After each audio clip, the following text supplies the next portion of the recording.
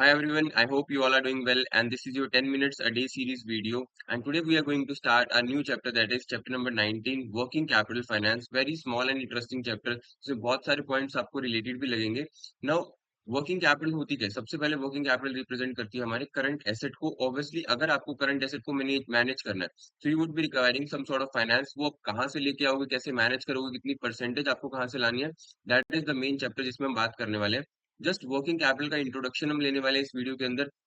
And if you want to see की PYQs में क्या क्या क्वेश्चंस आए इस चैप्टर से या फिर किसी भी चैप्टर से, you can go to the description of the video and वहां पे आपको लिंक मिलेगा to access the free PYQs.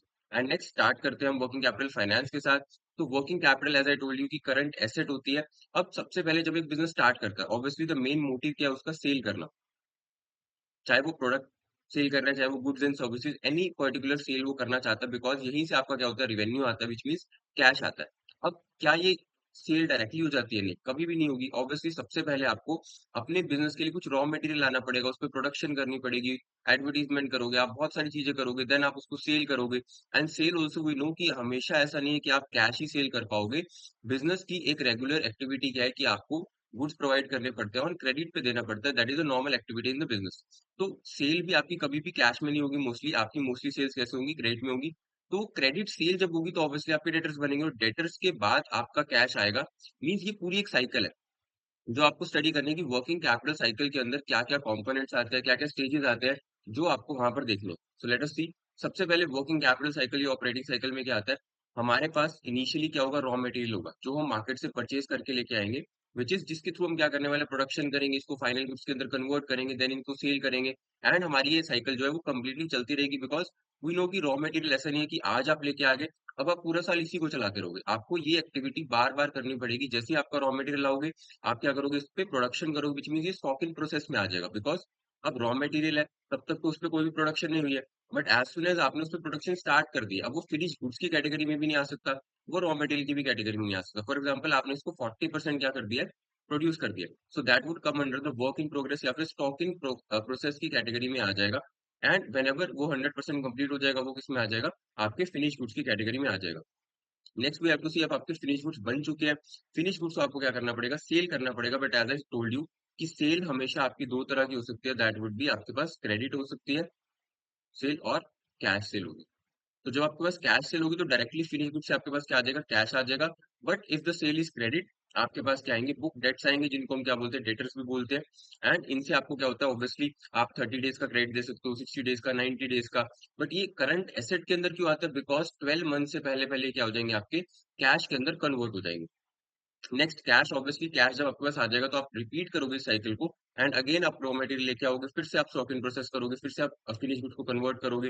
And obviously ये साइकिल आपकी क्या होती रहेगी, पूरे एंटायर ईयर के अंदर वो 4 बार, 5 बार, 6 बार, कितनी भी बार रिपीट हो सकती है, डिपेंडिंग ऑन आपका बिजनेस क्या है, आपका नेचर क्या है, आपका साइज क्या है. एंड उसके अकॉर्डिंग ये साइकिल आपकी क्या होगी, रिपीट होगी. द नॉर्मल ऑपरेशन जो एक बिजनेस एंटरप्राइज करता है, ऑब्वियसली सभी बिजनेस को रॉ मटेरियल लेके आना है, उनको फिनिश गुड्स कन्वर्ट करना है, सेल करनी है. एंड ये जो कन्वर्जन होने वाला raw material to finish goods, ये कितना टाइम पीरियड लगेगा इस ड्यूरेशन में, आपको रॉ मटेरियल को अपने पास कितना टाइम होल्ड करके रखना है, स्टॉक इन प्रोसेस को कन्वर्ट होने में फिनिश गुड्स में कितना टाइम लगेगा, फिर उसके बाद फिनिश गुड्स से बुक डेट्स. अब ऑब्वियसली आपने सेल करनी है तो सेल करने में भी आपको टाइम लगेगा. और वो सेल के बाद जब वो क्रेडिट सेल हुई है एंड आपको जो कैश रिसीव हो रहा है, ऑब्वियसली आपको वहां पर एक एवरेज टाइम पीरियड लेना पड़ेगा. दैट इज कुछ डेटर्स आपके होंगे जो 30 डेज में पे करेंगे, कुछ 60 डेज में, कुछ 90 डेज में, कुछ 120 डेज में. तो उसका एक एवरेज निकलेगा कि आपके ओवरऑल जो बुक डेट्स है उसका एक एवरेज टाइम पीरियड के कितने डेज में वो आपको पेमेंट कर देते हैं. दैट वुड बी आपकी टोटल जो वर्किंग कैपिटल साइकिल होगी, उसके बेस पे हमें डिसाइड करते हैं कि हमें कितना वर्किंग कैपिटल की रिक्वायरमेंट है. नेक्स्ट वी है वर्किंग कैपिटल फाइनेंस में क्या कंसीडर करते हैं, totally and totally working capital represent करता है हमारे करंट एसेट्स को. Current asset means I told you जो हमारे बिजनेस के लिए यूज होने वाले हैं, ट्रेडिंग के अंदर हम उसको उनको सेल परचेज करते हैं रॉ मटेरियल को. एंड ऑब्वियसली करंट एसेट के अंदर सबसे पहली चीज जो हम स्टडी करते हैं दैट इज हमारा स्टॉक. अब स्टॉक के अंदर तीनों चीजें आ सकती है. इट कुड बी हमारा रॉ मटेरियल हो सकता है, वर्क इन प्रोग्रेस हो सकता है, फिनिश गुड्स हो सकता है, देन ऑब्वियसली कैश. आपको सारी वही आइटम या फिर सारी वही एसेट्स यहाँ पर कंसिडर करनी है जो नेक्स्ट 12 मंथ्स के अंदर क्या हो जाएंगी, कैश के अंदर कन्वर्ट हो सकती है. अब ऑब्वियसली स्टॉक आप किस लिए लेके आओ, ताकि आप उसको नेक्स्ट ईयर के अंदर तो एटलीस्ट क्या कर पाओ, सेल कर पाओ. कैश ऑलरेडी कैश है. नेक्स्ट वुड बी आपके डेटर्स. आप कभी भी अपने डेटर्स को ऐसा नहीं बोलोगे कि आप 1 साल बाद पेमेंट करना, ऑब्वियसली यू रिक्वायर कैश. आपको इनसे कैश चाहिए क्योंकि आपने सेल करी है, आपको नेक्स्ट रॉ मटेरियल परचेज करके आना है, वर्किंग कैपिटल साइकिल को दोबारा से रिपीट करना है। So obviously you would be requiring cash, तो आप डेटर्स को क्या बोलोगे, 60 डेज, 120 डेज, मैक्सिमम 6 मंथ हो सकते हैं, जिसके अंदर अंदर आप क्या करोगे, पेमेंट रिसीव कर लोगे। So these are some of the current assets जो आपकी होती हैं। इन्हीं को मैनेज करने के लिए हमें क्या चाहिए होता है, हमारा वर्किंग कैपिटल चाहिए होता है, बिकॉज ये ऐसी चीजें जहां पे आपने क्या कर रखा है, अपना पैसा लगा रखा है। फॉर एग्जाम्पल स्टॉक, अब बहुत सारा स्टॉक आप गोडाउन में लेके आए, तो आपकी जो कैपिटल है वो वहां पे इन्वेस्टेड होगी, अब वो जब तक कैश में कन्वर्ट नहीं होगा आपको वो कैश नहीं बन पाएगा। सिमिलर आपका डेटर्स के केस के अंदर है, आपने गुड्स तो सेल कर दिए, आपका सामान तो जा चुका है, बट आपके पास कैश नहीं आया। तो नेक्स्ट वर्किंग कैपिटल को रिपीट करने के लिए आपको कैश चाहिए, तो यही हम रिप्रेजेंट करते हैं कि हमारे करंट एसेट क्या है, जो नेक्स्ट 12 मंथ्स के अंदर कैश के अंदर कन्वर्ट हो जाते हैं। Next we have example, the amount of raw material, work in progress, finish goods and receivables. जिन रिसीवेबल्स क्या है, जो हमारे डेटर है जिनसे हमसे पैसा रिसीव करना है, अगर उनका टोटल क्या 32 लाख है, तो आपकी वर्किंग कैपिटल क्या हो जाएगी, which is the equal to total of your current assets, which means आपकी 32 लाख की क्या हो जाएगी, आपकी करंट एसेट या फिर वर्किंग कैपिटल आप उसको बोल सकते हो। Next we have a difference between gross and net working capital. Just आपको याद रखना है, जब हम ग्रॉस वर्किंग कैपिटल की बात करते हैं, जो भी अभी तक हमने स्टडी किया, दैट रिप्रेजेंट्स हमारा gross working capital, which is current asset. And net, obviously net के अंदर आपको पता है कि जब भी हम नेट प्रॉफिट भी कैलकुलेट करते हैं, तो हमें सेल में से एक्सपेंसेस, बहुत सारी चीजें माइनस करनी होती है। तो जब आप करंट एसेट में से अपनी करंट लाइबिलिटीज को डिडक्ट कर दोगे, वो आपकी क्या बन जाएगी, नेट वर्किंग कैपिटल बन जाएगी। जस्ट टू रिमेंबर, ग्रॉस के अंदर हम कभी कुछ डिडक्ट नहीं करते हैं, it is the total of current asset. जब आप करंट लाइबिलिटीज को उसमें से डिडक्ट कर दोगे, that would represent your net working capital जो आपको चाहिए।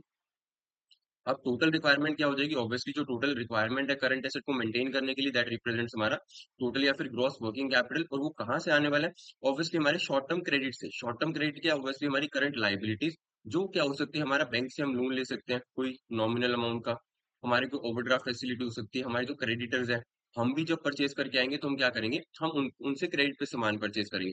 सो दैट वुड बी, जो आपने मनी वहां पर लगानी थी, आपने पे करनी थी, वो आपने सेव कर ली, तो उसी से आप क्या कर पाओगे, अपने करंट एसेट्स को मेंटेन कर पाओगे। एंड नेक्स्ट, अगर हम उसमें से डिडक्ट कर देते, तो जो एक्स्ट्रा हमें चाहिए, ऑब्वियसली आपको current asset, for example 10 lakh की रिक्वायरमेंट थी, बट आपने 7 लाख की रिक्वायरमेंट कहाँ से पूरी कर ली, आपकी करंट लाइबिलिटी से, आपकी शॉर्ट टर्म सोर्सेज से।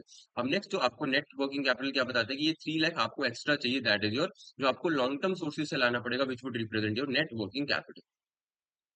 नेक्स्ट वी आर फैक्टर्स जो डिटरमाइन करते हैं लेंथ ऑफ साइकिल, हमने ऑलरेडी स्टडी कर लिया। जस्ट सिंपल फैक्टर्स आपको ये याद रखने हैं, कि स्टॉक ऑफ रॉ मटेरियल को आप कितने टाइम तक होल्ड करके रख रहे हो अपने पास, इसकी कुछ ड्यूरेशन होगी, ऑब्वियसली 15 डेज, 20 डेज, जितना टाइम वो रॉ मटेरियल पड़ा रहता है आपके गोडाउन के अंदर, तो वो क्या हो जाएगी, आपकी वर्किंग कैपिटल साइकिल का पार्ट हो जाएगा।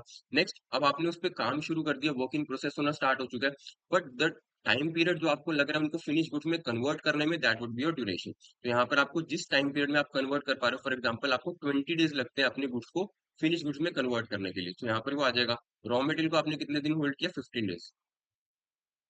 Next way, stock of finish goods to be carried before move to the buyers. अब आपको कितने टाइम तक स्टॉक ऑफ फिनिश गुड्स को अपने गोडाउन में रखना पड़ रहा है, जब तक आप उनको सेल नहीं कर पा रहे, चाहे वो क्रेडिट सेल है, चाहे वो कैश सेल है, तो हो सकता है आपको 10 डेज या फिर 15 डेज का टाइम लगता है to hold that finish goods, जब तक आपका वो सेल नहीं हो रहा। अब ऑब्वियसली आपने सेल कर दी, उस टाइम पे आपके पास कैश आ भी जाएगा, एंड कुछ सेल जो आपकी क्रेडिट में हो गया, वो क्रेडिट को रिकवर करने के लिए जो डेटर से पैसा आने वाला है, उसके लिए ऑब्वियसली वो आपको हो सकता है कुछ टाइम पीरियड लगाना पड़ेगा, दैट वुड बी, हम यहाँ पर मान लेते हैं that is 40 days.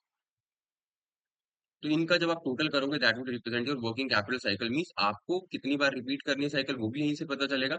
And total duration जो आपको वर्किंग कैपिटल के लिए मेंटेनेंस के लिए चाहिए, that would also be from this point only. And very important point, the longer the working capital cycle. अब नाउ यू कैन सी, अगर आपकी वर्किंग कैपिटल साइकिल 100 डेज की होगी, मींस आपको 100 डेज लग जाएंगे अपने पैसे को रिकवर करने में, दोबारा से उस साइकिल को रिपीट करने में। बट अगर आपकी साइकिल जो है वो सिर्फ और सिर्फ 30 डेज की है, सो ऑब्वियसली इस केस के अंदर क्या होगा, 30 डेज की साइकिल में आपको बार बार वो साइकिल आप रिपीट कर सकते हो, आपका कैश जल्दी कन्वर्ट हो रहा है, एंड आपके करंट एसेट के लिए आपको कम कैपिटल चाहिए होगी रिक्वायरमेंट। सो दैट इज, अगर आपकी वर्किंग कैपिटल साइकिल लॉन्गर है, तो आपको वर्किंग कैपिटल रिक्वायरमेंट भी ज्यादा चाहिए होगी to maintain your current asset. And similar आपका अपोजिट हो जाएगा, अगर आपकी वर्किंग कैपिटल साइकिल स्मॉल है, दैट इज 30 डेज अगर होगी वो, तो आपको वर्किंग कैपिटल की रिक्वायरमेंट जो वो भी कम चाहिए होगी for maintaining your current asset. So this is a conceptual question. What is the relationship between the length of company's working capital cycle and जो हमारी working capital requirement है? अभी अभी हमने डिस्कस किया, you can read out all the statements and you can tell your answer in the chat box. I hope you like the video regarding working capital. And if you want any further guidance, आप super crash course के लिए जा सकते हो for ABM, BFM, ABFM and BRBL. आपको यहाँ पर live classes, short notes as well as test series मिलेंगे, फ्लैट 75% का डिस्काउंट चल रहा है। You can avail this course, recordings भी आपको अवेलेबल होंगी। Get ready for your preparation and thank you so much for being a part of this video.